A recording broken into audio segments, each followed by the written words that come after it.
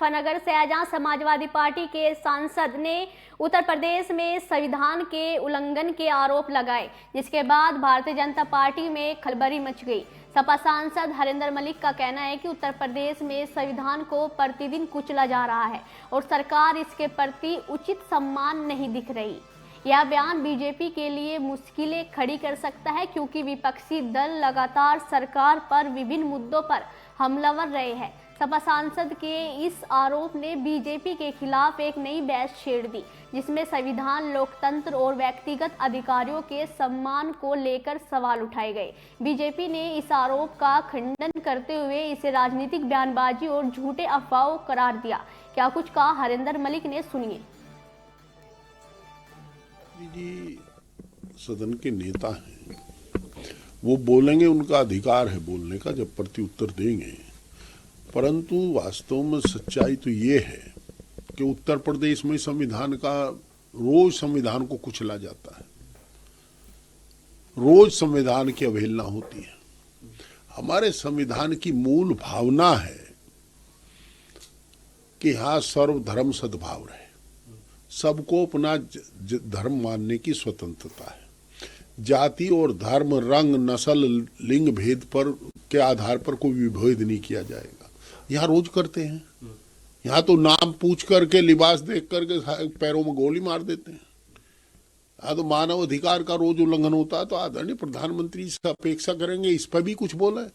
और वैसे नहीं कह रहा मैं, मेरे पास आंकड़े हैं। जितने लोगों को पुलिस ने गोली मारी है उनके घुटने में लगे हैं, और जो बदमाशों की गोली पुलिस को लगती है बाह में लगती है पुलिस वाले के। हम अपराध और अपराधी दोनों के खिलाफ है समाजवादी, परंतु ऐसा कहाँ निशाना सीखा है केवल घुटने में ही गोली लगे। तो कितनी जवानी लंगड़ी की है इन्होंने, उसको भी देख ले। और जो पुलिसिया राज कायम किया गया है धर्म विशेष के विरुद्ध, जैसा आदरणीय नेता समाजवादी पार्टी ने कहा, वो चिंता का विषय। उस पर भी आदरणीय प्रधानमंत्री जी को जवाब देना होगा। केवल कांग्रेस ने अतीत में क्या किया था, क्या नहीं किया था, ये सब कह करके काम नहीं चलता। जो उन्होंने गलती की थी उन्हें सजा मिल गई, अब आप ऐसी गलती क्यों करते हो? आप तो उससे ज्यादा गलती कर रहे हैं। इमरजेंसी भी हमने देखी है, और समाजवादी पार्टी, मैं तो नहीं रहा जेल, पर समाजवादी पार्टी के नेता तो जेल रहे इमरजेंसी में, पर उसके बाद माफी मांग कर आने वाले भी तो यही लोग थे। और उसके बाद की स्थितियां हम अब जो उत्तर प्रदेश में हो रहा है, तो आपातकाल से भयंकर स्थिति है, भयावह स्थिति। कल हम नोएडा गए थे, परसों नोएडा गए थे, किसानों से मिलने नहीं दिया। 3 मेंबर पार्लियामेंट, 1 मेंबर असेंबली, चारों को मना कर दिया, आप किसानों से नहीं मिलेंगे। हमने कहा टेररिस्ट है, इनका कातिल है, क्या गुनाह है इनका? सर मजबूर है, ऊपर के आदेश हैं। और तन्हाई में किसान थे, किसान नेताओं को जेल में तन्हाई में डाल रखा था। तो जो बोलेगा अपने मत की अभिव्यक्ति, इन्होंने जो हमारे संविधान का मूल मंत्र है वो भी इन्होंने छीन ली, उसको जेल भेज देंगे। देश का किसान किस तरह बैठा आप देख ही रहे हैं। तो आदरणीय प्रधानमंत्री से अनुरोध है कि बोलेंगे तो वही उनका स्वागत है, परंतु उससे पहले ये मनन भी कर लें कि किस प्रदेश में क्या हाल हो रहा है। आजादी भी दे दे। आपात जो गैर कानूनी अघोषित आपातकाल है, इसे समाप्त करने का भी काम करें।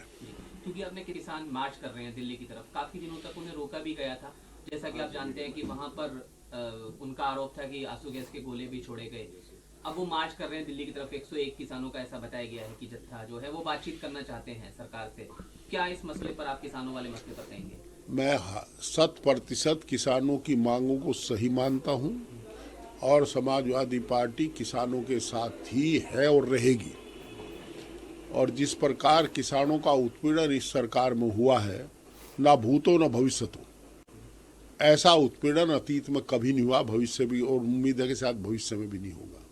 ड्रोन से गोली छोड़ दी, कटीली बाढ़ लगा दी, सीमेंट की दीवार खड़ी कर दी। ये अपने ही देश में किसान को अपने देश के शासकों से मिलने के लिए, आने के लिए परमिशन की जरूरत पड़ती है। ये फिर संविधान कहाँ बचा है? लोकतंत्र है कहाँ? आदरणीय प्रधानमंत्री जी इस बात पे भी जवाब दे पाएंगे क्या कि 750 किसानों की शहादत अतीत में हुई, दिल्ली के दर पर हुई, और एक बार इन्होंने शोक व्यक्त भी नहीं किया, जो करना चाहिए था। संवेदना होनी चाहिए थी। अंतर्राष्ट्रीय स्तर की खिलाड़ियों के साथ जो व्यवहार हुआ पुलिस के द्वारा, फेडरेशन गलत थी या खिलाड़ी गलत थे, ये विवाद का विषय, इस पर हम नहीं बोलते, परंतु जो दिल्ली पुलिस के जवानों ने उनके साथ बदतमीजी की, उनके मुंह पर बूट रखा, उससे क्या अपेक्षा है? तो संविधान का तो रोज उल्लंघन हो रहा है। हम तो अनुरोध करेंगे कि संविधान की भावनाओं के अनुसार भविष्य में आगे शासन उसकी भावनाओं के अनुसार करेगा, संविधान के अनुसार कार्रवाई होगी, ऐसी घोषणा आज आदरणीय प्रधानमंत्री जी करें और उसका पालन करें तो ज्यादा अच्छा रहेगा।